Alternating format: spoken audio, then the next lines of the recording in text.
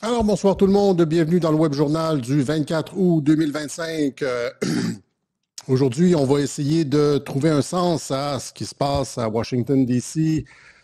avec l'armée dans les rues et aussi toutes ces révélations qui sortent une après l'autre de la part de Tulsi Gabbard au sujet du vol de l'élection 2020. On en a parlé à quelques reprises. C'est-à-dire qu'elle a fait un certain nombre d'annonces depuis le mois d'avril. Elle est entrée en fonction, je pense, au mois de mars 2025. Et au mois d'avril, mars-avril, un mois après être entrée en fonction, elle a commencé à dire que le système de vote par la poste était compromis, que les machines étaient compromis, etc., etc.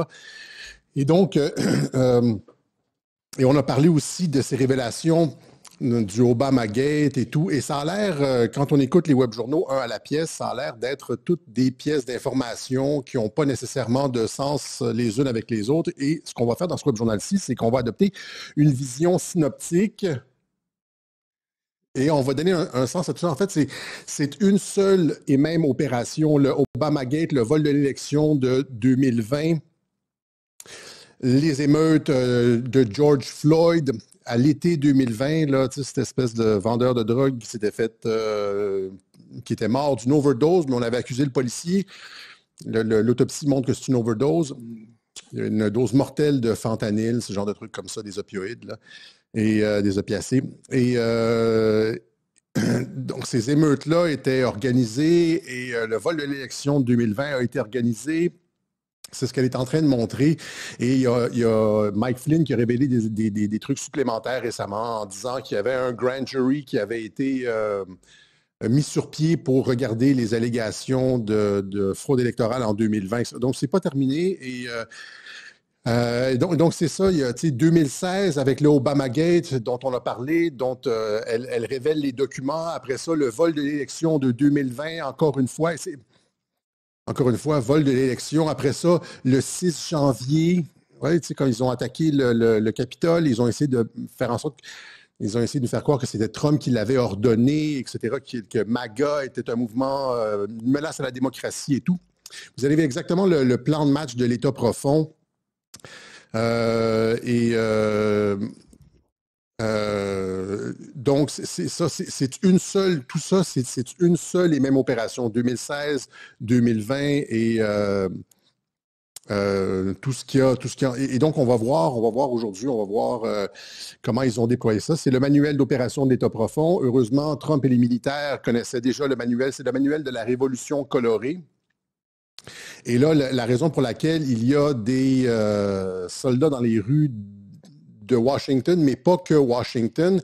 On annonce maintenant que jusqu'à 19 villes américaines vont avoir des troupes fédérales de la Garde nationale dans les rues. Et donc, évidemment, on utilise le prétexte du crime, mais j'ai l'impression, avec tout ce qui sort, là, vous voyez, si on était genre si on était comme genre, je sais pas, à une autre période, je me serais dit, ouais, il fait peut-être ça, genre, pour provoquer ou pour, tu sais, faire du sun tzu, genre, alors, faire semblant qu'il va attaquer alors qu'il ne va pas attaquer. Mais il y a tellement de révélations qui sortent, on sait qu'on est sur le bord des arrestations et tout, et avec tout ce qu'elle a sorti, Tulsi Gabbard, ils sont criminellement responsables. Et donc, le manuel d'opération d'État profond, quand il y a des choses comme ça qui se passent, est très, très clair et ils connaissent le manuel d'opération, on va le voir, c'est de traiter Trump de dictateur. À part le fait de voler les élections, il y a le fait de traiter un leader de dictateur et après ça, opérer des insurrections, des émeutes, comme des Maïdan, etc. Et donc, ce qu'on voit dans les rues présentement, c'est un déploiement préventif sous le couvert d'une opération de répression du crime, mais j'ai l'impression que c'est à tout le moins pour envoyer un message à l'État profond qu'on est prêt au cas où vous aventuriez, vous vouliez vous aventurer dans un plan de match de révolution colorée avec des émeutes dans les villes américaines comme on a vu en 2020. Rappelez-vous, en 2020, j'aurais dû avoir le clip. Je suis un peu en retard aujourd'hui. J'aurais dû avoir le clip de 2020. Il y avait une vingtaine de villes américaines qui étaient à feu et à sang, littéralement avec des feux, des voitures retournées, des quartiers au complet en flammes, hein, à Minneapolis, je pense. tout ça pour rien finalement, parce qu'un vendeur de drogue était mort d'une overdose et puis avait été arrêté par un policier. Mais encore une fois, tout ça ne provient pas, ces émeutes-là ne viennent pas de la base. On sait comment fonctionnent les démocrates. Ils payent des manifestants, ils encouragent le crime. Les gouverneurs des différents États, hein, parce que c'est surtout dans les États démocrates qu'il y a eu ces débordements-là, les gouverneurs des différents États démocrates ne punissent pas. En 2020, quand les émeutes ont commencé, il commençait à avoir des postes de police ont été attaqués, des maisons je veux dire, des palais de justice ont été attaqués et les gouverneurs ne faisaient rien. Les gouverneurs ne faisaient rien. Et là, Trump a dit, si vous ne faites rien, on va envoyer les fédéraux. Si vous ne faites rien, on va rétablir l'ordre nous-mêmes, on va envoyer les fédéraux. Puis là, ils ont commencé tranquillement à se bouger. Mais c'est ça, c'est toujours ça, hein, le truc des démocrates, c'est-à-dire qu'il y a des débordements, puis on laisse faire jusqu'à temps que ce soit plus possible. Et puis, mais c'est ça. Et le truc, c'est que plus on laisse les choses déraper, plus on a besoin d'une action forte. C'est ça pour redresser la situation. Et puis ça paraît toujours mal, vous comprenez? C'est-à-dire, on laisse déraper les choses. Et c'est pas juste comme ça au niveau tactique, là, c'est-à-dire dans les villes, tu laisses des émeutes déraper, puis après ça, tu as besoin de réellement une action musclée pour redresser la situation. C'est comme ça aussi dans la société en général. Tu laisses les choses déraper, tu laisses les femmes rentrer dans les hommes rentrer dans les sports de femmes, tu laisses la société se décomposer complètement. C'est ce qu'on voit partout en Occident, là, c'est le plan. C'est de laisser la société n'avoir plus aucun sens, n'avoir plus aucune structure. C'est ce que des penseurs, c'est pas l'école de Francfort, mais c'est comme en psychologie, je me rappelle plus, Levin, etc.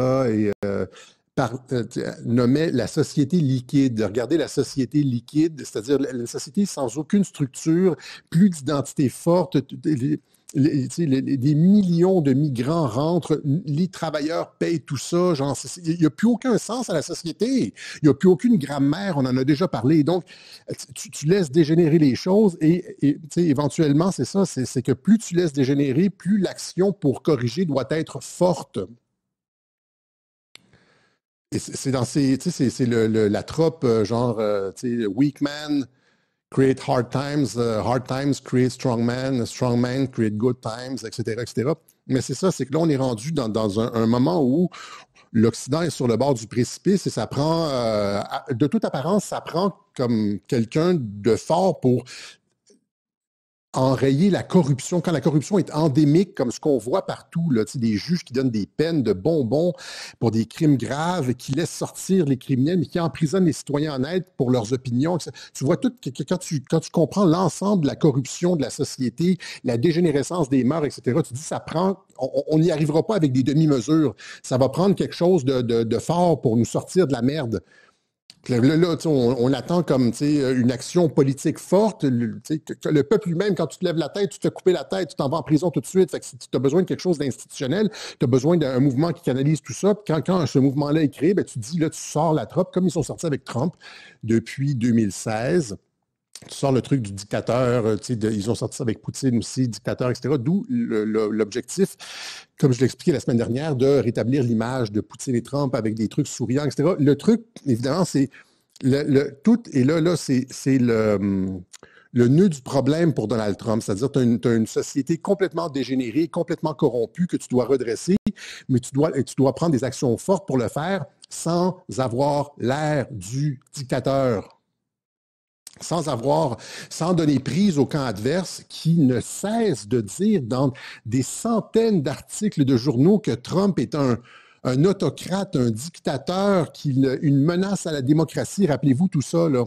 Et donc, tu dois faire ça de façon extrêmement habile. C'est comme l'espèce de jeu, là, l'espèce de jeu avec les pincettes, le docteur, là, tu dois comme aller chercher l'os. Quand tu touches le bord, tu dois être extrêmement, tu dois avoir recours à être doté d'extrêmement de dextérité, dextérité politique pour arriver à tes fonctions présentement. Et c'est ça qu'on voit. Et donc, c'est ce que Trump a mis de l'avant, une stratégie extrêmement subtile. extrêmement subtil, là, tu sais, avec tout ce qu'on a expliqué depuis le début, tu sais, les espèces le code Trump, hein, etc., pour réarriver. Mais c'est ça. Donc, ultimement, au niveau sociétal, on a besoin de transformations massives. Il n'y a pas grand-chose qui se passe, qui change chez nous, au Canada, en Europe, etc., parce qu'il n'y a pas ce genre d'action comme on voit aux États-Unis. Mais c'est inspirant. Ils ont aussi essayé de... La démonisation de Trump sert aussi à ça, c'est-à-dire à ne pas... à montrer les conséquences de si on s'en va sur ce chemin-là, à ne pas inspirer d'autres politiciens qui pourraient avoir envie d'aller dans ce sens-là et donc de faire de Trump un exemple. Si tu t'en vas là-dedans, là, tu vas être traité de dictateur, ta réputation est finie, etc. Tu vas même peut-être te faire tirer comme Robert Fico. On va te bannir des élections comme Georgescu en Roumanie, etc., etc.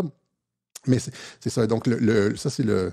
Donc, tout l'art politique, c'est de transformer massivement la société, de redresser la société sans en avoir l'air. Et donc, c'est à partir de ce moment-là que et tu sais qu'est-ce qu'ils vont faire? Ils vont essayer de te faire passer pour un dictateur, ils vont te voler les élections, puis ils vont créer des insurrections. Donc, on va voir ces trois points-là du playbook, du manuel d'opération de l'État profond. C'est ce qu'ils ont utilisé dans les républiques de l'ancienne URSS, la Serbie, l'Ukraine, la Géorgie, etc., etc. Et ça, c'est, encore une fois, c'est le manuel d'opération qu'ils ont utilisé. On l'a déjà vu un peu, ça, mais là, je l'ai systématisé aujourd'hui. Et ça, ce qu'on va voir, finalement, c'est que tout ce qui se passe, ce qu'ils ont utilisé depuis 20 ans dans la stratégie d'expansion de l'OTAN et de contournement de la Russie avec sans faire la guerre, les stratégies de révolution colorée, bien, ils l'ont utilisé aux États-Unis contre le président Trump pour empêcher son agenda nationaliste et son nettoyage du marais. Et donc, ils l'ont traité de dictateur, ils ont volé les élections et ils ont une stratégie contre-insurrectionnelle, je dirais une stratégie insurrectionnelle. Et Trump doit utiliser des stratégies contre-insurrectionnelles, militaires, appliquées à la politique. Et donc, c'est ça, l'armée dans les rues américaines. Ouais, vous voyez ça ici, donc c'est assez surprenant. Sauf que, encore une fois, les patriotes avaient prévu le coup, c'est-à-dire que si Trump avait fait ça pour la première fois, je vais essayer de synthétiser, je vais essayer de faire ça pas trop long aujourd'hui, encore une fois. Si Trump avait fait, si on avait vu la garde nationale pour la première fois dans les rues, ça aurait eu, encore une fois, tout le monde aurait crié à dictateur, etc. Mais il avait créé le précédent en 2020, rappelez-vous, lors de la sermentation de Joe Biden, avec les barbelés partout, etc., l'armée dans les rues. Donc, visuellement, encore une fois, on a adouci le saut en utilisant la programmation prédictive, c'est-à-dire en plaçant du produit en 2020 lors de la sermentation de Joe Biden. Washington, D.C. était barré. C'était, il y avait dont certains parlaient du Insurrection Act, etc., etc. Et, et donc, ça adoucit. Quand Trump le refait maintenant, les gens ont déjà vu ça. Hollywood fait ça souvent, hein, c'est-à-dire, si tu veux changer les mentalités, tu accoutumes les gens à certaines images. Ils le font, par exemple, avec le christianisme. Tu te rends compte que les chrétiens sont toujours... il n'y a jamais, en fait, de perspective positive sur le christianisme à Hollywood. C'est pratiquement... à chaque fois que tu vois quelqu'un qui a une croix en tatou ou qui a comme un chapelet ou il y a une croix dans une maison, toujours quelqu'un de ringard, de complètement... qui croit des choses ridicules et puis qui tient à ses vieilles affaires et puis qui n'est pas dans la science, etc. En tout cas. Et donc, mais ça, c'est du placement. Ils font ça comme sur plein. Et aussi le fait, vous regardez, c'est presque impossible de trouver un film à Hollywood où il n'y a pas quelqu'un qui sert un verre d'alcool. Il y a toujours quelqu'un, tout le temps. Je veux dire, moi, c'était dans 95% des films, il y a toujours quelqu'un qui sert un verre d'alcool, un verre de scotch, puis il sert un verre de scotch, puis un verre de scotch, puis c'est comme... en tout cas. Donc, c'est ça. Et ce déploiement-là est à titre préventif et il a adouci l'image aussi. Donc, il a placé le produit en 2020, il a adouci l'image. On le voit ici lors de sa conférence de presse. Regardez le Trump 6 pieds 2. Puis là, qui a-t-il choisi pour mettre en avant deux petites Mexicaines, ou je veux dire une petite, en tout cas, il y en a une qui a l'air latino, c'est pas une Mexicaine, c'est une Américaine, là, il faudrait dire, là, mais je veux dire d'origine mexicano-américaine, on dirait, une latino, là, et puis une autre Américaine, mais elles ont l'air de faire 4 pieds 2 à côté de Donald Trump. Là, je me dis, ça se peut pas. Je veux dire, Trump, c'est un géant. Là, j'ai été chercher un autre angle de vue. Là, on les voit comme, elles sont vraiment petites. Là. Elles font pas la moitié de la taille de Trump, mais pas loin. Donc, ils doivent faire 4 pieds 5. Ils sont vraiment pas menaçants. C'est ça qu'on, tu sais, c'est des femmes de 4 pieds 2. L'armée n'est pas dans les rues. Ne vous en faites pas trop. Et puis, mais, encore une fois, c'est à titre préventif, c'est un message à l'État profond. Votre stratégie d'insurrection ne peut pas fonctionner parce qu'on est déjà préparé, etc. C'est la même chose avec, par exemple, je donne un exemple ici, Steve Bannon, quand Steve Bannon avait refusé de se présenter parce que pour les auditions au Congrès, il y avait eu un subpoena, un subpoena, j'oublie toujours c'est quoi, c'est une attestation, c'est une demande pour qu'il vienne témoigner de la part du Congrès. Il avait dit, j'ai le privilège exécutif, j'étais conseiller de Donald Trump, j'ai pas, et c'est vrai qu'il avait, mais il avait fait, je pense qu'il avait fait du temps en prison pour avoir refusé de témoigner. Et là, donc, c'est-à-dire que ça a rendu ça réel. C'est-à-dire, si tu refuses, étant donné qu'il l'a fait, le président est établi. C'est-à-dire, si tu ne vas pas au Congrès lorsqu'on t'appelle pour témoigner, ben, tu t'en vas en prison. Encore une fois, effet miroir. Et c'est la même chose avec le raid sur le domicile de John Bolton. John Bolton, qui a travaillé dans l'administration Trump, il a été son National Security Advisor. C'est un faucon, c'est un néoconservateur. Et là, quand Bolton est arrivé, là, tout le monde me dit encore une fois, Trump est un va-t-en-guerre. Tu vois, Alexis, etc. Et puis là, c'était au moment où, je l'ai expliqué à quelques reprises, Trump voulait attaquer l'Iran.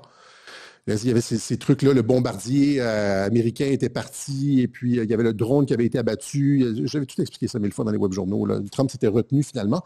Et là, tout le monde pensait qu'on était sur une ligne de changement de régime sur l'Iran. Je disais non, non, non, non, non. Puis Bolton, c'est rien. Et puis il l'a viré, puis il a mis quelqu'un d'autre. Mais il a donné l'impression que... Et donc, là, présentement, c'est ça, le FBI qui a raidé, qui a perquisitionné le domicile de John Bolton pour des documents. Le truc, c'est, en toute honnêteté, je ne sais pas si John Bolton est un mauvais gars ou un bon gars, un white hat ou un black hat. J'en ai aucune idée, Est-ce qu'il joue le jeu de genre, je me fais perquisitionner ou est-ce qu'il se fait réellement perquisitionner? Je ne le sais pas. Tout ça pour dire que encore une fois, le précédent avait été établi avec Trump, le raid sur Mar-a-Lago, etc. Et quand ils établissent un précédent, c'est que ça permet sur les réseaux sociaux, ça donne des arguments aux soldats digitaux. Tu sais, ben oui, mais regarde, puis ils vont commenter sous les posts. Puis non, regarde, à Trump en 2022, 2023, il y a eu le raid sur son truc.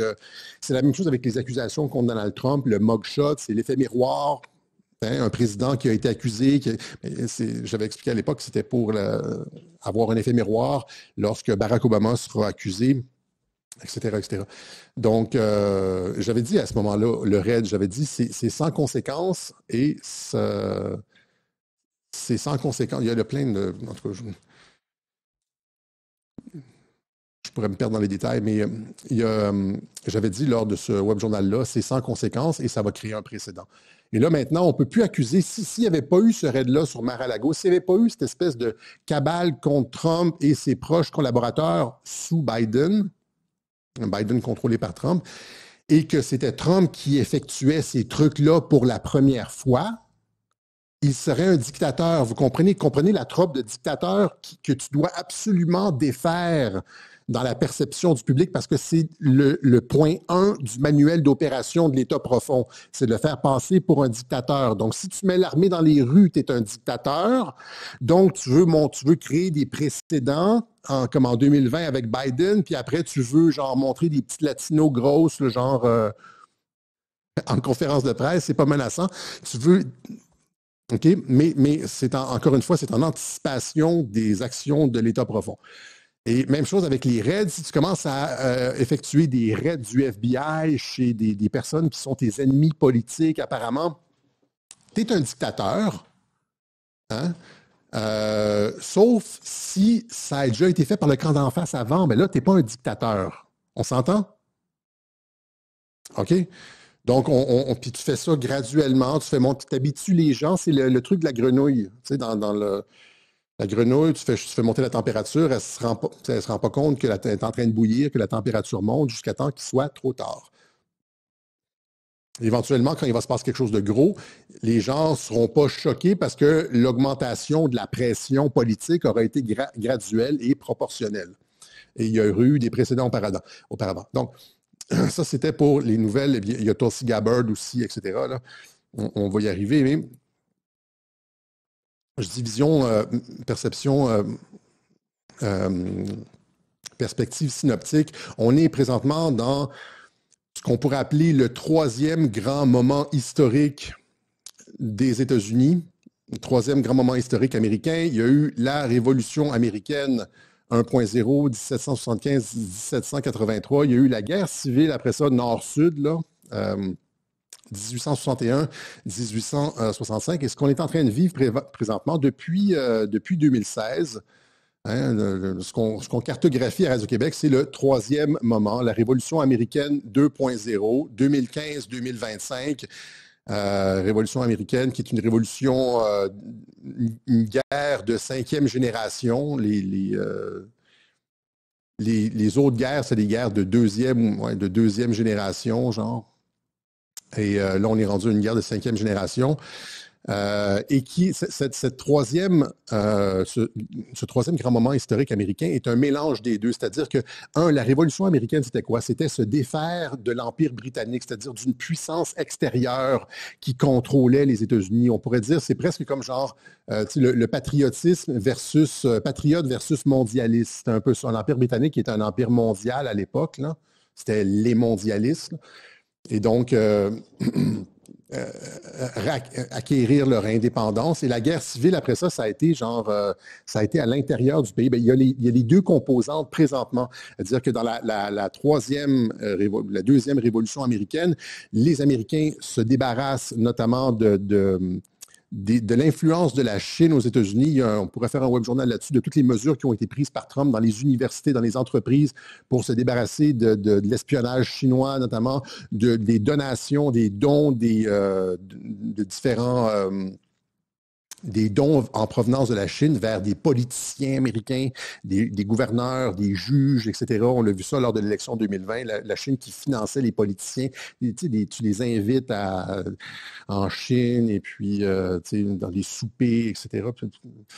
Même chose aussi avec Israël. Donc, c'est ce qu'on a appelé dans The Israel Lobby. On en a parlé à plusieurs reprises. C'est se débarrasser à travers la politique de America First. Tu coupes les réseaux du Mossad aux États-Unis et puis tu ramènes les troupes et puis finalement, arrangez-vous, puis on fera la paix dans ce coin-là. Et donc, il y a le fait de se débarrasser de l'influence extérieure comme ça, comme lors de la Révolution américaine, et il y a aussi l'aspect guerre civile, c'est-à-dire que les démocrates sont enterrés, ont creusé des tranchées avec les médias, etc., puis il y a une guerre de culture aux États-Unis. Donc, la Révolution 2.0, le troisième grand moment, est un mélange des deux. OK?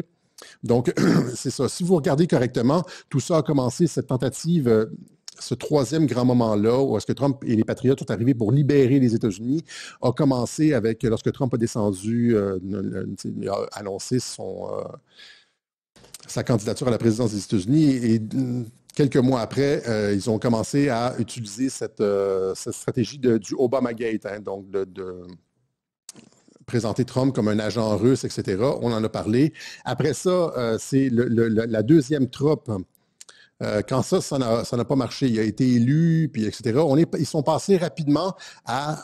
ils avaient commencé en 2016 déjà, mais en disant que Trump était un Hitler. Là. On en a parlé à plusieurs reprises. Trump est un dictateur. Trump est et Trump a joué là-dessus. Il s'est moqué d'eux lors de la dernière campagne. Il a fait couler l'information qu'il aurait aimé avoir des généraux comme Hitler. Les démocrates n'ont parlé que de ça pendant un mois. Et ils ont perdu l'élection à cause de ça. Mais donc, la production ex nihilo à partir de rien d'un dictateur. Ça, c'est le premier point du manuel d'opération des révolutions colorées qui a été appliqué aux États-Unis depuis que Donald Trump est là.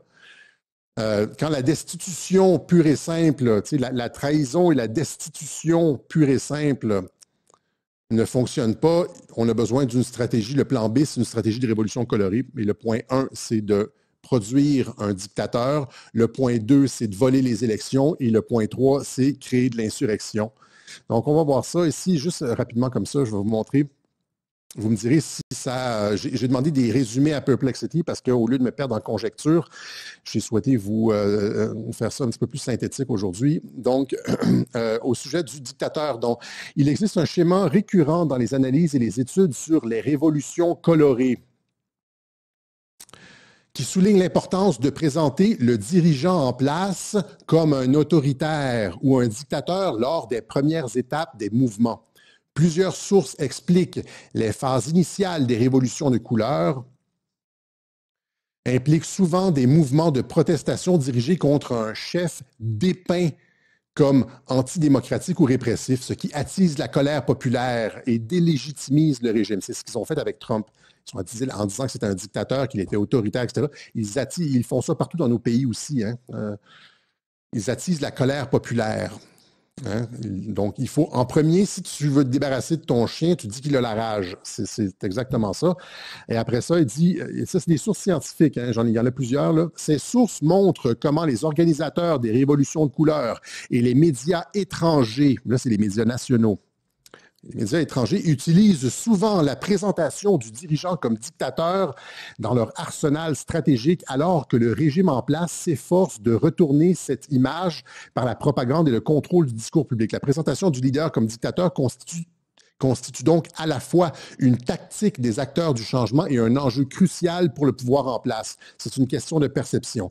Donc, on essaie de présenter le bonhomme comme un dictateur et c'est ce que vous avez vu hein, depuis 2016 avec Trump. Des centaines, des milliers d'articles. Et ce que Trump doit faire, c'est d'éviter de tomber dans le piège.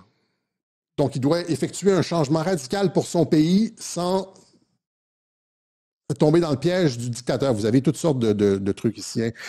Trump, le dictator on the rise, la montée d'un dictateur. C'était la même chose avec Poutine. Je vous ai expliqué ça dans le dernier web journal. Même chose ici.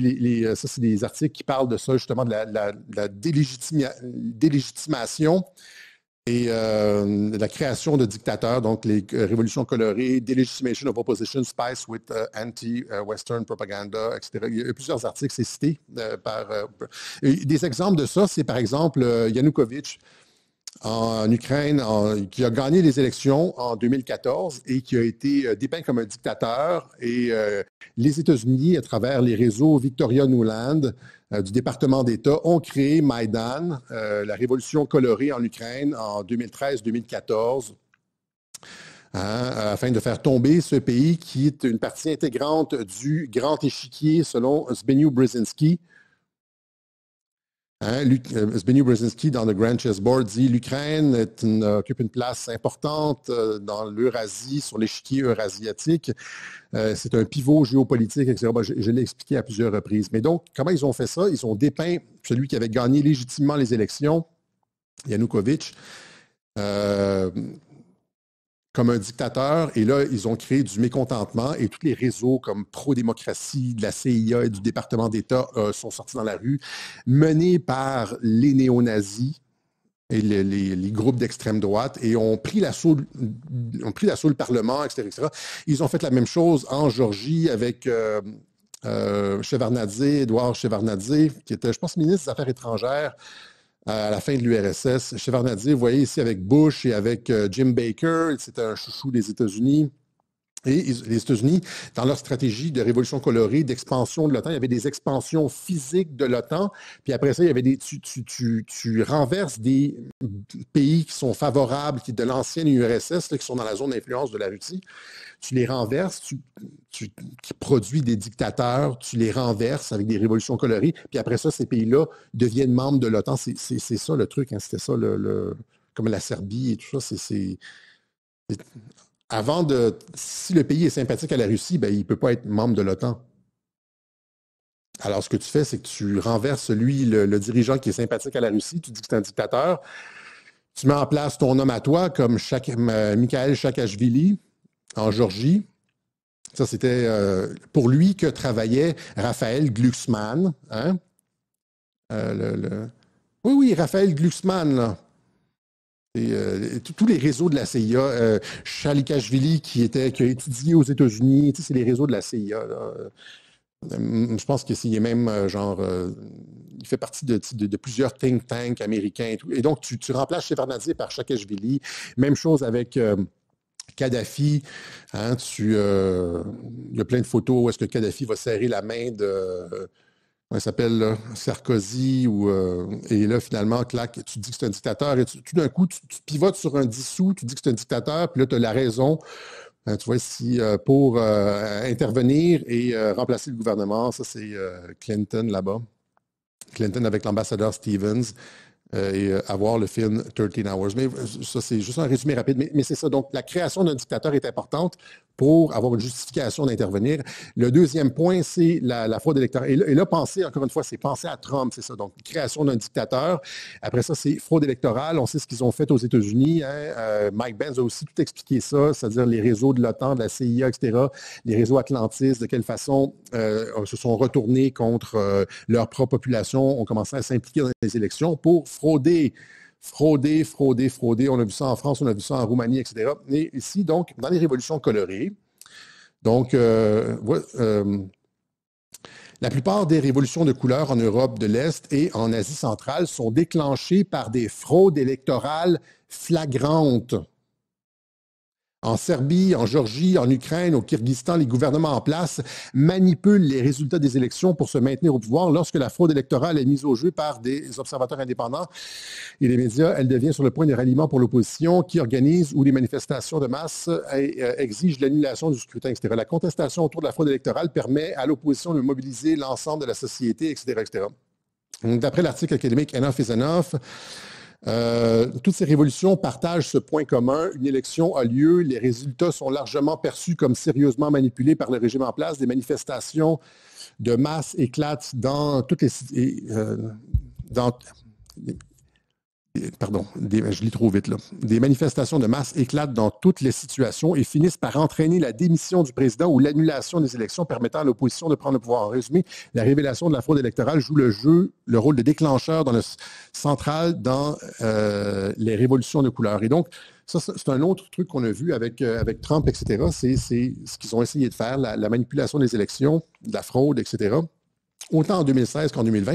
Et c'est là qu'intervient ce que Tulsi Gabbard a dit. Hein, évidemment, c'est renversé contre Trump, mais c'est le même playbook, c'est-à-dire que les trois éléments centraux des révolutions de couleur, c'est la création d'un dictateur, toute la situation d'embroglio autour de la fraude électorale, et après ça, la production d'insurrection. Comment on sait qu'ils ont créé un système de révolution de couleur aux États-Unis? Ben pour contrer Trump, le Time Magazine nous l'a révélé dans l'article qui s'appelle « The Secret History of the Shadow Campaign That Saved the 2020 Election ». On en a déjà parlé encore une fois, mais allons-y encore une fois. Deuxième, parce que ça explique pourquoi, encore une fois,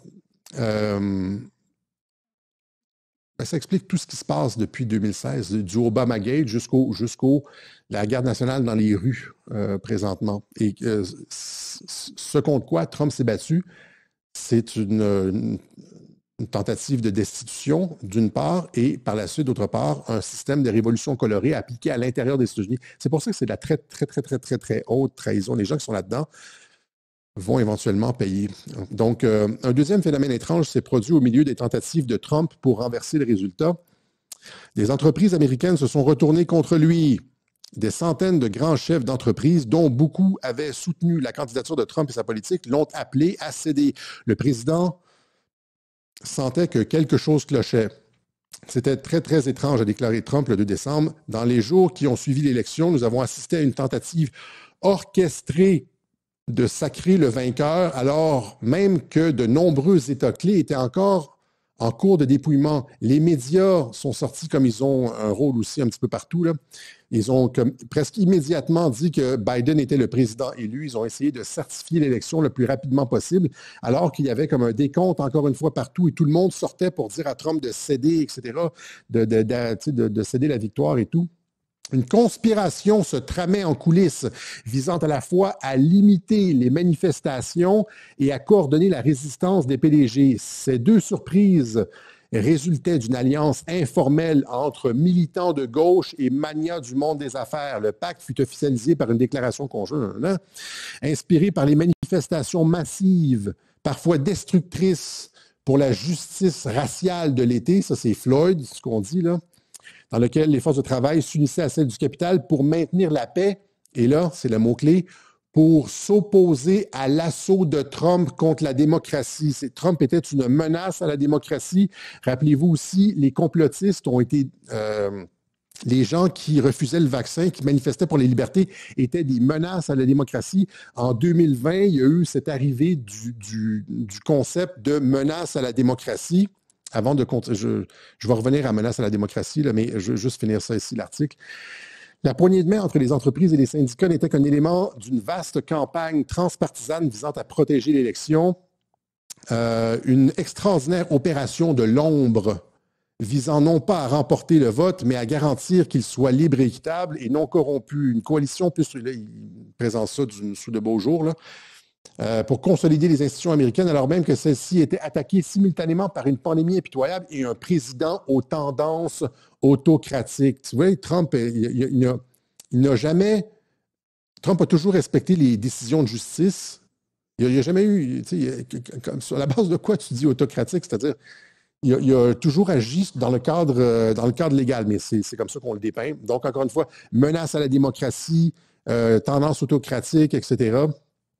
Et donc, leur travail a touché tous les aspects de l'élection. Ils ont convaincu des États de modifier leur système de loi de vote, le vote par la poste, etc. Et là, c'est ce que Tulsi Gabbard dit, c'est un système frauduleux. Donc, ils ont convaincu les États de modifier leur système de loi de vote et ont contribué à obtenir des centaines de millions de dollars en financement. Ils ont incité des millions de personnes à voter par correspondance. Ils ont adopté des mesures en ligne pour lutter contre la désinformation. Si tu disais que l'élection était volée, tu te faisais censurer, empêchant les théories du complot et fausses, etc. Donc, vous voyez ça? Ça, c'est... Donc, le vol des élections et tout ça a été certifié. Heureusement qu'il y a eu un système de continuité de gouvernement qui a été mise en place. Trump ne s'est pas trop battu. On l'a remarqué qu'il ne s'était pas trop battu et c'est parce qu'il y avait un plan avec Joe Biden et le système de continuité de gouvernement.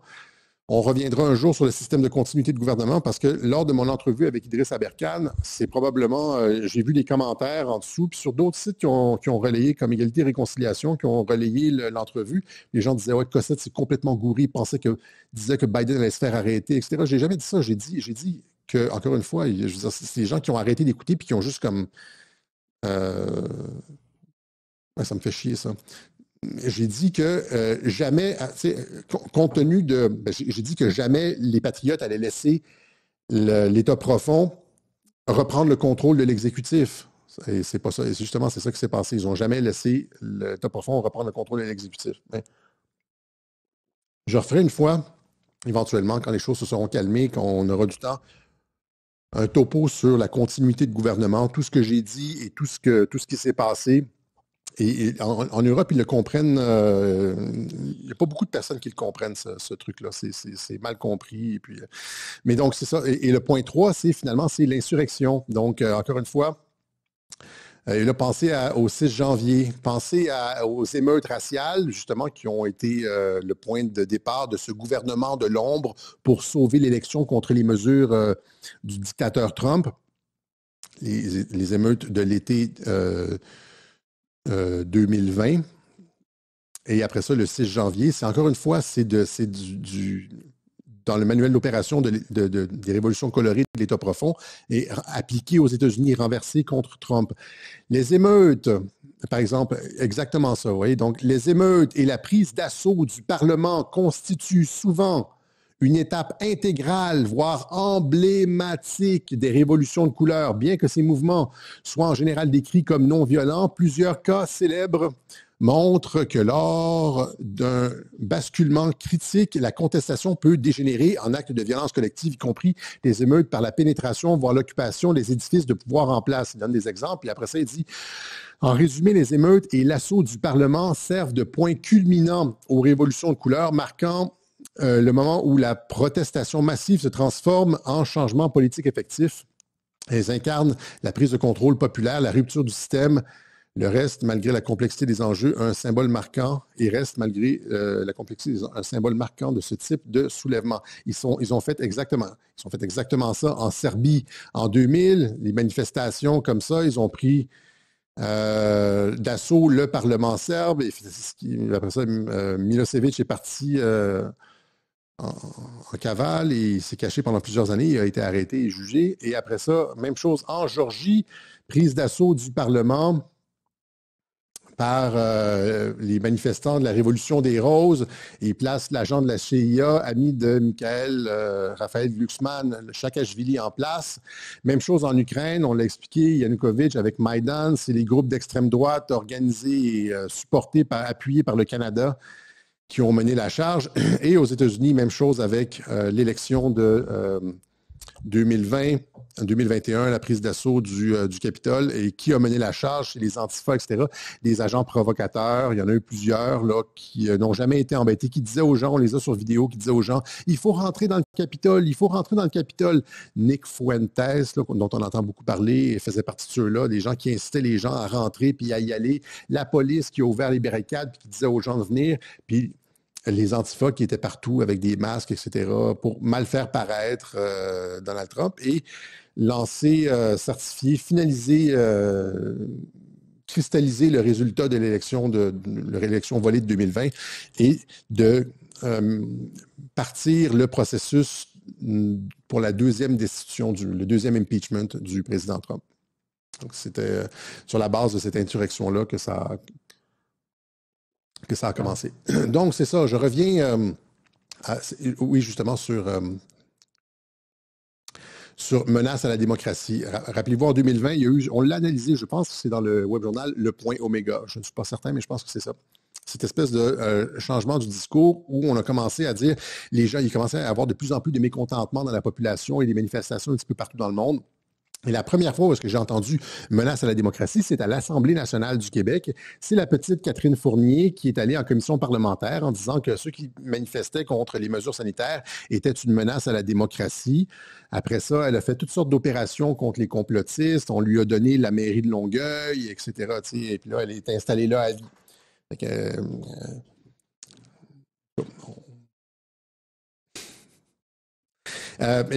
donc, c'est ça.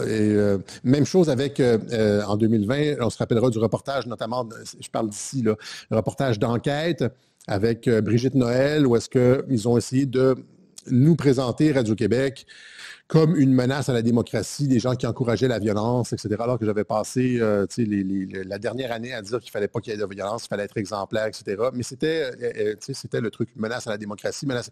Puis là, il faisait parler des experts et puis des spécialistes qui disaient menace à la démocratie. Puis tout le monde disait, c'était dans le discours public, c'était la nouvelle trope, c'était menace à la démocratie. Eh bien, bizarrement, ça a commencé comme au Québec. On dirait qu'ils ont comme rodé ça ici. Puis après ça, avec ça a commencé à sortir là, vers la fin 2020, début 2021, avec le 6 janvier, Trump menace à la démocratie, etc., etc. Donc, Trump est un autocrate dictateur, menace à la démocratie. Il y a toute la question de la fraude électorale. On va lui voler les élections, que ce soit avec les machines Dominion ou avec le vote par la poste, etc., etc. Et puis après ça, des manifestations comme à l'été 2020 avec George Floyd, etc. C'est ce qu'on voit c'est ce qu'on voit partout, partout, partout dans les systèmes de révolution colorée. Donc, et là, on est sur le point de la reddition de comptes et on a l'impression que des accusations vont tomber. En fait, c'est ce que Mike Flynn dit. Mike Flynn disait dans une entrevue avec Lara Logan, il disait il parlait de plusieurs grand jury qui avaient été mis sur pied pour différentes affaires. Les grand jury, c'est aux États-Unis, un grand jury, c'est comme à peu près une dizaine de citoyens à qui on présente la preuve, puis qui vont dire est-ce qu'il y a suffisamment de preuves pour aller en procès. C'est juste ça un grand jury. Donc, pour pas que, j'ai l'impression que c'est pour éviter genre des procès abusifs là. Donc les gens doivent vraiment se dire genre est-ce qu'il y a réellement, est-ce que c'est pas le pouvoir qui va utiliser la justice pour frapper là? On pourrait utiliser une mauvaise utilisation de la justice comme pour régler des comptes. Non, les citoyens doivent dire est-ce qu'il y a suffisamment de preuves pour aller en procès? Et il y a 2 jours avec Lara Logan et il a dit, et il y a potentiellement en Pennsylvanie, je pense que celui de Pennsylvanie pourrait être pour ce que je crois être une bombe encore plus grosse qui va sortir ici, et cela a à voir avec les élections de 2020.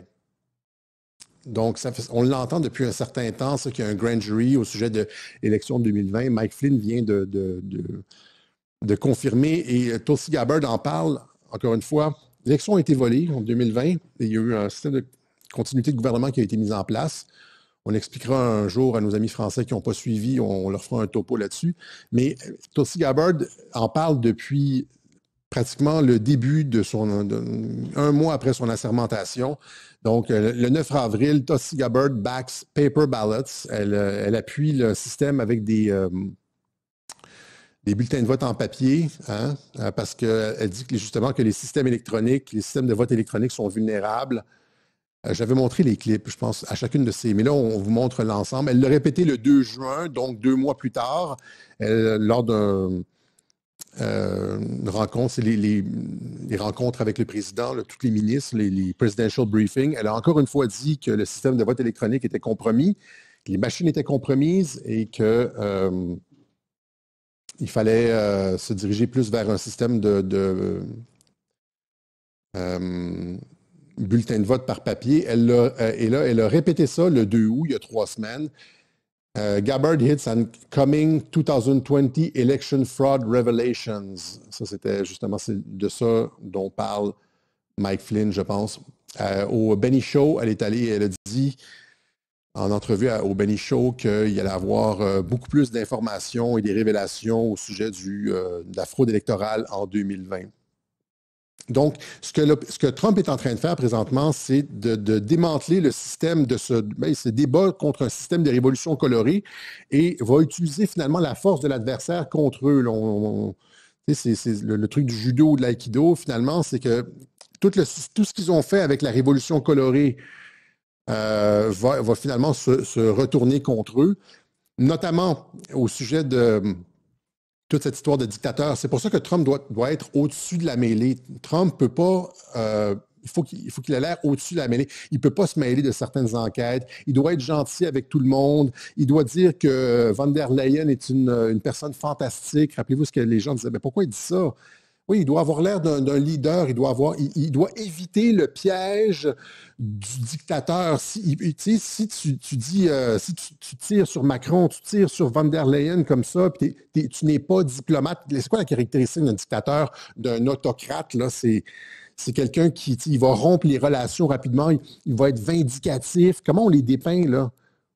Imaginez-vous un dictateur, il règle ses comptes, c'est des vengeances personnelles, il utilise la justice pour ses propres fins.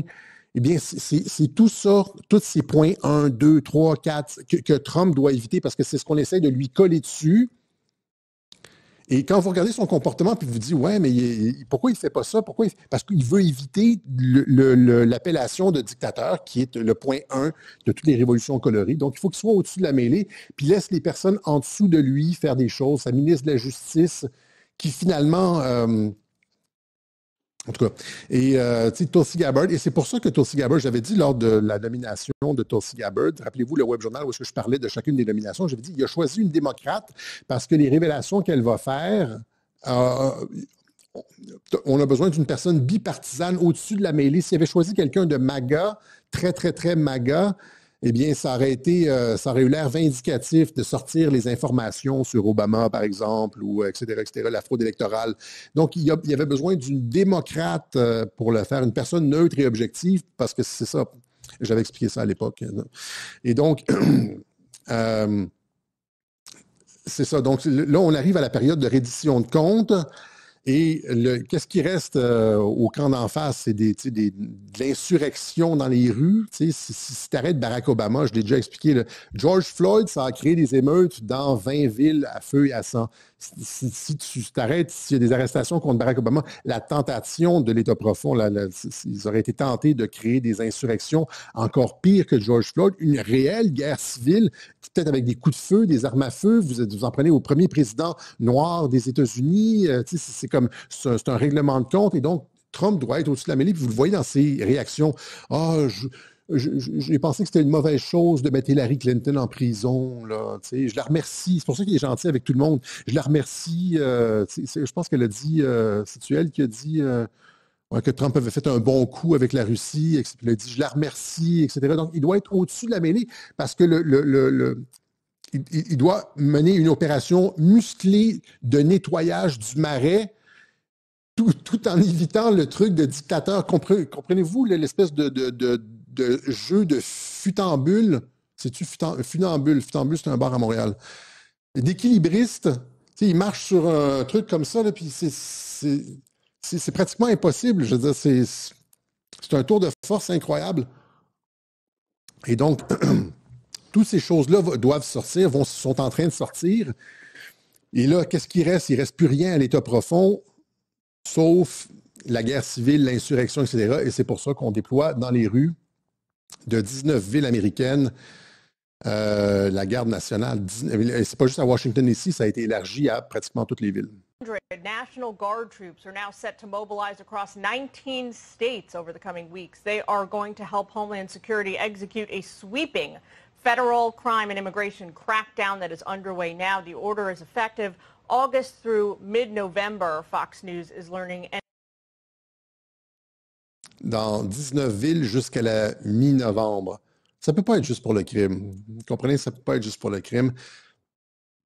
Avec tout ce qui sort, on sait que c'est sur le point de sortir, là, la fraude électorale, tout ça. Et qu'est-ce que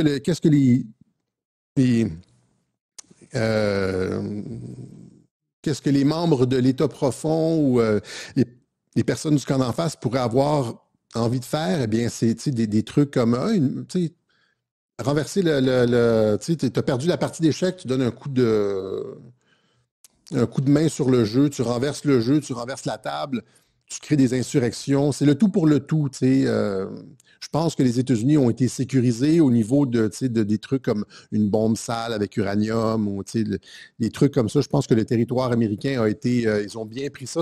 Ils ont pris le temps de sécuriser ça, là. Mais ce qu'on pourrait avoir, c'est une guerre, un début de guerre civile réelle en présentant Trump, parce qu'il continue à le présenter comme un dictateur qui règle ses comptes, etc. Donc, lui doit éviter ça. Et puis, on doit éviter, mais on ne peut pas prendre de chance. Et donc pensez à tout ce que j'ai expliqué, le fait de placer de faire ça étape par étape. Et là, on arrive au moment où est-ce qu'on sent que, avec les révélations de Tulsi Gabbard sur l'élection et sur le Obamagate, ben, on se dirige vers comme du solide, là. Et ça vient comme... Donc, chapeauter, sécuriser le territoire américain sous couverture de la chasse au crime. Mais là, tu prends le soin de mettre des petites grosses de 4 pieds 2 pour montrer que l'armée n'est pas vraiment menaçante. Est-ce que c'est... donc, vous comprenez un peu, c'est ça je vais commencer à être redondant. Mais, et donc, ça, et on va finir avec finalement ça ici. Ghislaine Maxwell blanchit Trump. Ghislaine Maxwell. Et là, il y a encore une fois des gens qui disent Jean-Dominique Michel, elle a reçu une sentence bonbon, une réduction de peine, etc. Ouais, généralement, quand tu donnes des informations, c'est normal dans la justice. Là, si tu donnes des informations que tu n'avais pas à donner auparavant ou que tu n'avais pas donné en échange de ça, toi, tu vois souvent les gars qui disent, OK, je vais vous donner telle information, mais je veux manger un steak ou je veux passer une journée avec mon fils dans un parc d'amusement, vous allez me laisser ça. Ça dépend de la qualité des informations que tu donnes. Tu as une marge de manœuvre, tu peux négocier des choses, puis c'est possible que c'est négocié en échange des informations qu'elle donne, que c'est négocié genre un truc un peu plus, un peu moins sécuritaire. Mais c'est pas ça ici, c'est ça. Il faut juste rappeler à tous les...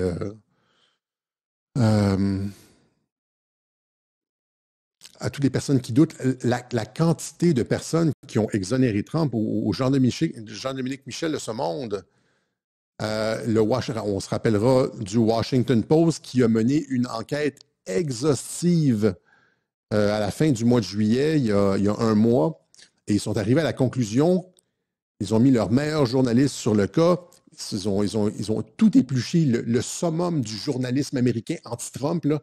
L'élite de l'élite du journalisme américain anti-Trump, là, des gars qui voulaient recevoir, des filles qui voulaient recevoir un prix Pulitzer, n'ont rien trouvé. Washington Post admet aucune preuve que Trump soit lié au scandale Epstein.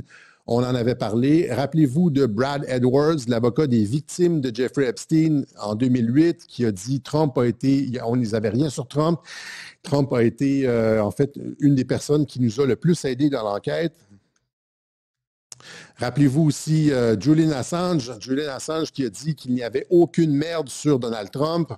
On lui a posé la question à plusieurs reprises. S'il y avait eu de la merde sur Donald Trump, il l'aurait publié par Wikileaks. Il n'en avait pas, Trump. Il n'y a pas de merde sur Donald Trump. Rappelez-vous, le ministre de la Justice qui a arrêté, qui est supposément un anti-Trump, là, qui a fermé les yeux sur le vol de l'élection 2020, qui n'a pas voulu enquêter, puis qui a tiré dans les... qui a tiré sur Trump à plusieurs reprises. Bien, Bill Barr vient de témoigner la semaine dernière, c'est-tu la semaine dernière, c'est le 18 août, qu'il n'avait vu aucune information qui impliquait Trump dans quoi que ce soit du cas Epstein. Il y a eu des auditions, là, les auditions sur le truc Epstein ont commencé au Congrès. Barr est allé témoigner et a dit qu'il n'y avait rien contre Trump. Dans le cas Epstein, on se rappellera de Virginia Giuffre, qui a dit aussi que Trump n'avait jamais rien fait d'inapproprié. Elle avait jamais vu Trump faire quelque chose d'inapproprié. Et elle a confirmé aussi que lorsqu'elle travaillait à Mar-a-Lago, eh bien, le fait qu'elle ait commencé avec Jeffrey Epstein n'avait rien à voir avec Donald Trump. À l'époque où Jeffrey Epstein était encore admis à Mar-a-Lago parce que personne ne savait que c'était un pédophile. C'était au début des années 2000. Là. Il était encore incognito. C'était avant qu'il soit arrêté et tout. Et donc, elle a elle aussi exonéré Trump. Il y en a une autre victime de Jeffrey Epstein, Joanna Schauberg, qui a elle aussi dit que elle n'avait jamais vu Trump avec Epstein faire des choses inappropriées, etc. C'est les victimes qui parlent. Après ça, il y a David Schoen. David Schoen, ça c'est probablement un des plus grands avocats à Washington. Tu sais, le genre de firme où est-ce que tu parles 15 minutes avec ton avocat, tu raccroches. Là, tu as une facture d'1 million de dollars qui rentre pour le 15 minutes de ce genre d'avocat-là. Il a représenté, c'est le genre d'avocat qui représente toutes les personnes de renom à Washington. C'est le meilleur avocat que tu peux te payer. Et c'est pour ça que Jeffrey Epstein s'était payé cet avocat-là, David Schoen. Et David Schoen a dit, il a écrit un tweet, il a dit « J'ai été engagé pour mener l'équipe de défense de Jeffrey Epstein au cours des 9 jours avant qu'il meure. Et il m'a demandé des conseils pendant plusieurs mois auparavant. Et je peux dire avec autorité, avec certitude, de façon non équivoque et définitivement that he had no information to hold President Trump, qu'il avait, je peux dire avec autorité, avec certitude et sans équivoque, Jeffrey Epstein n'avait aucune information qui pouvait faire mal au président Trump. C'est le plus grand avocat de Washington, D.C., ou un des plus gros cabinets qui affirme avec certitude, qui se met à la caméra et dit il n'y a rien. C'est la même chose avec. Et là, Ghislaine Maxwell dit la même chose. Quand tu l'entends de la bouche des victimes, des avocats de Jeffrey Epstein, de l'avocat des victimes en 2008, du ministre de la Justice, des victimes elles-mêmes du Washington Post, elle dit justement ici, Ghislaine Maxwell, elle dit Trump, il n'y a jamais rien eu avec des masseuses ou quoi que ce soit, il n'a jamais rien fait d'inapproprié, de mal placé, etc., etc. Absolutely never under any context. Et donc, c'est pas juste Ghislaine Maxwell, c'est tout le monde. Là, à un moment donné, il va falloir comprendre que c'était une belle opération d'effet Streisand, comme on a expliqué, n'est-ce pas? Sauf Dominique Michel, Jean-Dominique Michel, lui, qui continue à croire que Trump est coupable. Et si on a un Jean-Dominique Michel dans ses jeunes années, quand il avait encore les cheveux noirs, qui continue à croire que Trump est lié à Jeffrey Epstein, malgré toutes les preuves. Mais rendu là, tu lis ces trucs, puis il y a comme... C'est vraiment... c'est des raisonnements qui n'ont aucune profondeur, il invente des choses, il dit que Trump a donné comme genre un sauf-conduit illégal, une réduction de peine illégale à Ghislaine Maxwell. C'est pas illégal. Il fait des affirmations, une après l'autre, extrêmement bizarres, sans fondement, et il recrache tous les ragots qu'il peut trouver sur... C'est vraiment... son cas est vraiment bizarre et ça se porte à se questionner sur ce qui s'est passé avec... parce que là, on est au-delà de la raison ici, là. Dans le cas de Jean-Dominique Michel. On n'est pas... c'est quelqu'un qui, normalement, est censé avoir une tête, être censé appuyer ses raisonnements sur une chaîne de causalité. Il ne le fait pas, là. Okay? Donc, c'est anguille sous roche, à mon sens. Mais tout ça, je pense encore une fois que le truc de Jeffrey Epstein, ça aussi, c'est une Xème opération de guillotine. Hein? Donc, Henry Ford qui a inventé la chaîne de montage, hein, pour les voitures, la chaîne de montage avec les tapis roulants, etc. Ça, c'était un génie industriel. Trump, c'est un génie politique et il a inventé la chaîne de montage pour débusquer les traîtres et on pourrait dire les personnes de peu de valeur ou les personnes qui ne devraient pas être dans son entourage. On pourrait dire les traîtres, mais les gens n'aiment pas ça, ce genre d'accusation-là. Trump ça fait depuis 2018, ça fait 7 ans que Trump utilise des stratagèmes pour trouver les personnes sur qui il peut réellement compter pour effectuer la deuxième révolution américaine, le troisième grand moment de l'histoire américaine, pour changer réellement les choses en profondeur.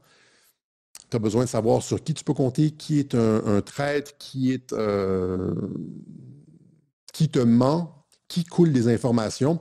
Et ça a commencé donc en 2018. C'est le problème de tous les grands leaders. J'ai vu récemment le film Le Roi là, de King avec Timothée Chalamet, qui parle, en fait, essentiellement, c'est l'invasion de la France par l'Angleterre. Je pense que c'est au 14e siècle. Et le roi, donc lui, c'est un jeune, son père meurt et il arrive sur le trône, il ne veut pas la guerre, mais l'ensemble de la cour en Angleterre veut la guerre. C'est un bon film, je le recommande. Là, j'ai pas pu arrêter de le regarder. Des fois, tu prends des pauses ou tu tweets entre-temps, et puis... Et donc, ça, lui, il ne veut pas la guerre, lui, il veut vivre une vie simple en Angleterre, etc. Mais toute la cour veut la guerre. Il y a un tel. Et puis là, je ne vais pas vous vendre le punch, mais c'est comme tous les conseillers lui trouvent des raisons pour faire la guerre et il ne sait pas sur qui il peut se fier.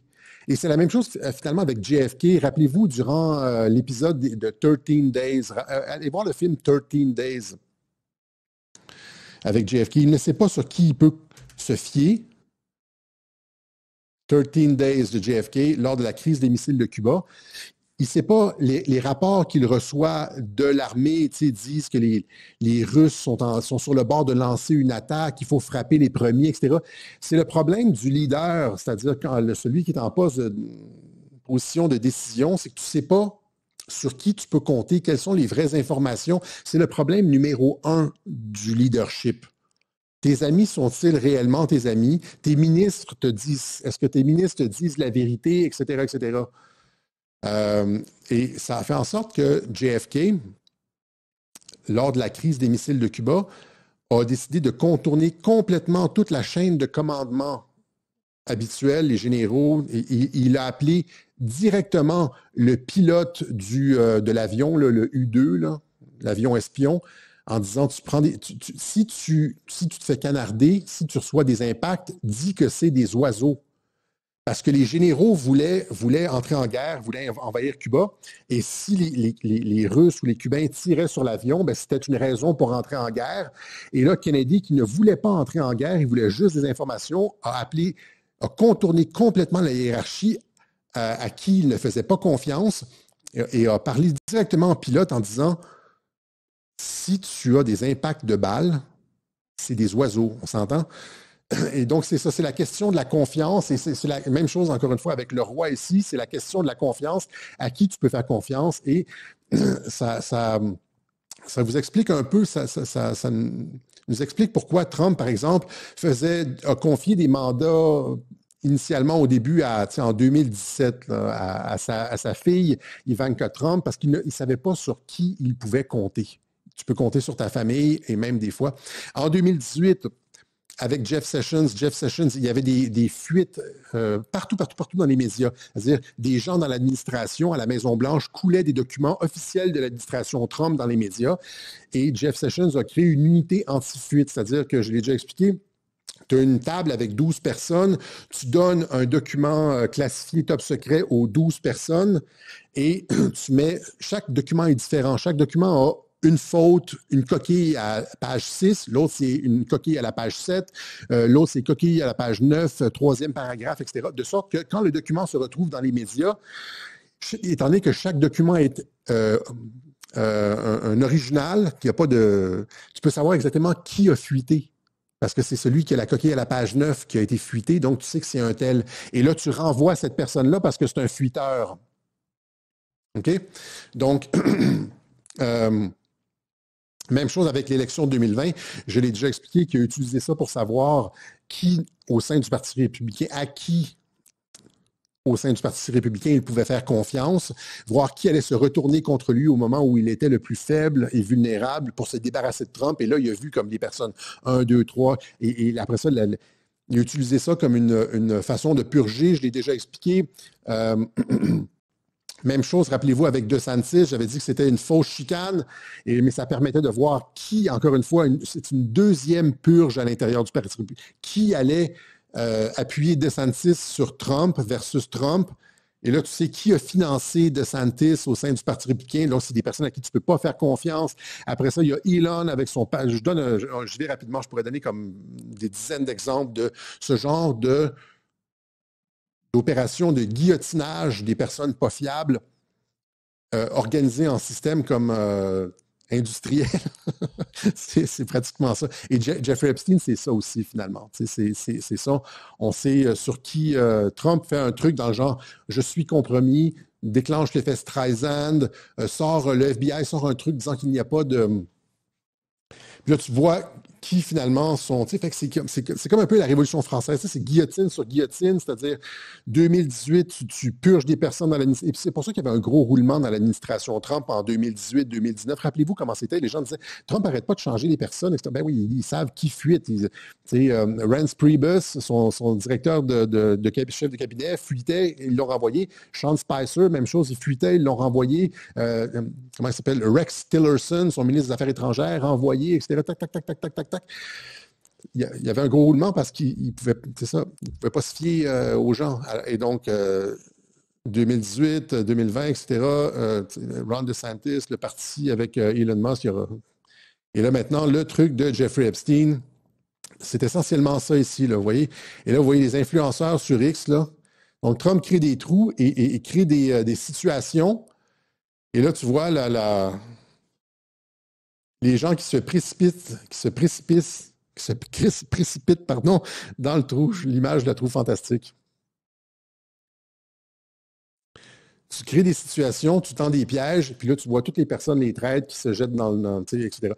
Et donc, les personnes qui étaient avec nous durant la COVID ou les influenceurs qui ont été retournés, bien, tu peux le détecter. Il y en a comme quelques-uns au Québec là, qui ont commencé, qui ont retourné leur veste. Et puis, c'est ça. Tu crées un trou comme ça, tu leur donnes une une controversée, puis là, tu vois comment ils utilisent cette une-là, qu'est-ce qu'ils disent de ça. Ils sortent tout de suite le fusil. Et Trump est compromis, nanana, et puis après ça, tu le fais une deuxième fois, une troisième fois, puis à la troisième fois, tu dis c'est pas une erreur. Là, tu fais toujours la même chose, et donc tu cherches juste à rentrer dans Trump. Tu fais semblant que tu es objectif et que tu es ouvert, mais à chaque fois que tu peux, tu rentres dans la porte, etc. Donc, c'est ça et ça.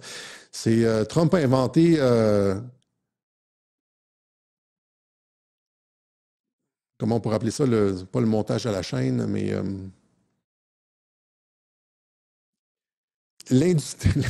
la purge industrielle. C'est pas comme Staline, là, par exemple. C'est pas un dictateur. C'est pas, ça se fait, les gens sont juste, on leur montre la porte, merci, puis on sait maintenant qu'on peut pas compter sur toi. On n'enverra pas Amélie Paul au goulag, là. Ah, je sais, je vais recevoir des tomates. Ou Jean-Dominique Michel non plus, mais c'est ça, on sait sur qui on ne peut plus compter. C'est juste ça le truc. Ouais. OK? Voilà.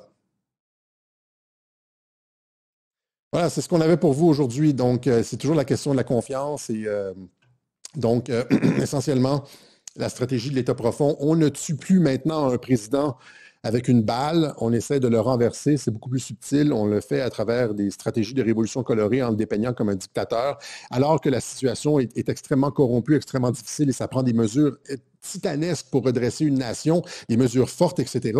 N'importe qui opère ces mesures fortes-là va se faire traiter de dictateur et donc l'art, c'est d'opérer le changement sans tomber dans le piège du dictateur. C'est possible si tu connais le plan d'opération, le manuel d'opération du camp d'en face. Création d'un dictateur, fraude électorale et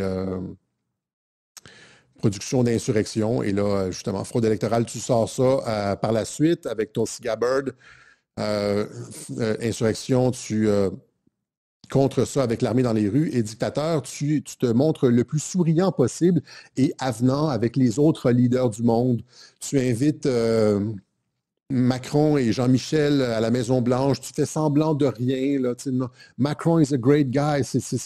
Ursula von der Leyen est gentille. Et, tu vas avoir l'air du gars souriant et tu serres la main de Poutine. Tu montres que tu t'entends bien avec tout le monde. Tu n'es pas un dictateur, non. Tu veux des ententes commerciales. Tu veux... pendant ce temps-là, tu laisses ton département de la justice monter des grand jury. Et tu te prépares pour le coup, mais toi, tu vas être au-dessus de la mêlée. Voilà, c'est ce qu'on avait pour vous aujourd'hui. C'est compliqué. Imaginez, moi, je n'aurais jamais fait ça. Les gens disent, présente-toi en politique, Alexis. Non, non, non.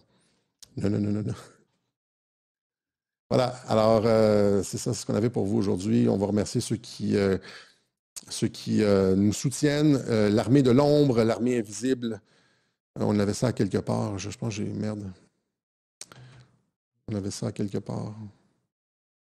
Bon, on mettra ça dans un prochain web journal. Ceux qui nous soutiennent depuis le début, ceux qui nous permettent, le 1% qui nous permettent de donner ces informations-là, faire ces synthèses, rendre ça intelligible pour tout le monde. Je pense que c'est pas juste les centaines de milliers d'auditeurs de Radio-Québec, c'est aussi d'autres influenceurs qui réfléchissent en nous écoutant. Ça stimule la réflexion. Ouais, j'avais pas vu ça comme ça. Et puis, je pense qu'on a un impact majeur sur la perception de non seulement ce qui se passe aux États-Unis, mais des changements mondiaux. C'est ce qui se passe avec la Russie, en Ukraine, au Moyen-Orient, etc. Quand il y a des tentatives de coup d'État comme la COVID, tout ça, les trucs climatiques, la suppression des libertés, l'absence de démocratie, l'État profond, les réseaux atlantistes, l'OTAN qui se mêle des élections. On touche à tous les sujets sensibles. On touche tous les sujets sensibles. Donc, soutenez-nous. Si vous ne l'avez jamais fait, c'est ça que j'ai dit dans le truc, si vous ne l'avez jamais fait, si vous êtes un auditeur de Radio-Québec, puis vous n'avez pas encore décroché, vous n'avez pas encore dit « le financement s'en vient », si vous êtes un auditeur de Radio-Québec, vous ne l'avez jamais fait, pensez à le faire juste une fois, juste une fois. Voilà. On laisse les coordonnées, voilà. L'impact sur la francophonie, oui.